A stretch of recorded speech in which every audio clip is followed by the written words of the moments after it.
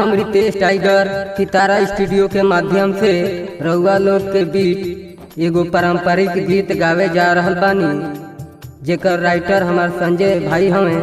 हमारा आशा ना पूरा विश्वास बा कि रउआ लोग के ये गीत पसंद आई, हमारा प्यार दुलार भी मिली। सितारा स्टूडियो 0 माइल भागलपुर।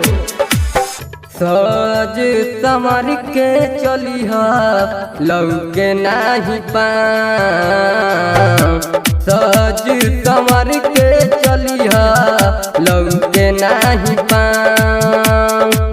घूंघट में ढकिया चेहरा, घूंघट में ढकिया चेहरा, इहे हटेगा। सज संवर के चलिहा लौके नाही पाँव, सज संवर के चलिहा लौके नाही पाँव। डीजे नीरज, डीजे संवर के चलिहा गद्यानी लौके नाही पाँव।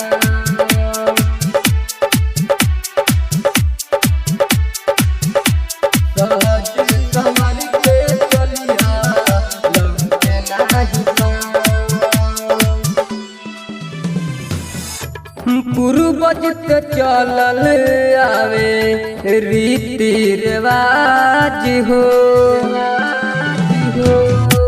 पूर्वज चलल आवे रीति रिवाज हो।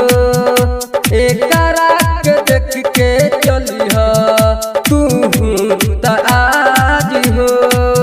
कुल खानदान के कुल खानदान के ऊपर रहिना। घूंघट में ढकिया चेहरा इहे हटेगा। घूंघट में ढकिया चेहरा इहे हटेगा।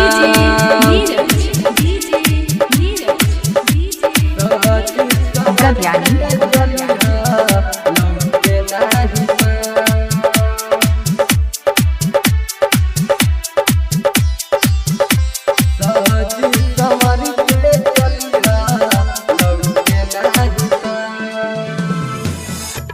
लाज लिहाज होला कर्मो पारधान हो। लाज लिहाज होला कर्मो पारधान हो। एही से मिलेला मानया समान हो। भाव विचार के ना, भाव विचार के ना जाए दी हवा। घूंघट में ढकिया चेहरा इहे हटेगा। घूंघट में ढकिया चेहरा इहे हटेगा।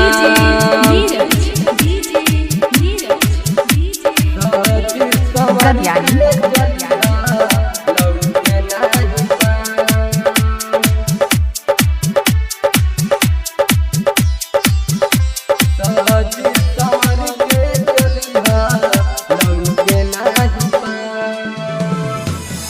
संजय तैयत का कमी बाटे बतई हा। संजय तैयत का कमी बाटे बतई हा।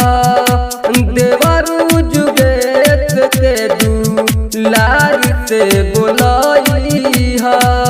मुन्ना रित सोनू हो, मुन्ना रित सोनू हो, रखी है तोहर छाँव। घूंघट में ढकिया चेहरा इहे हटेगा।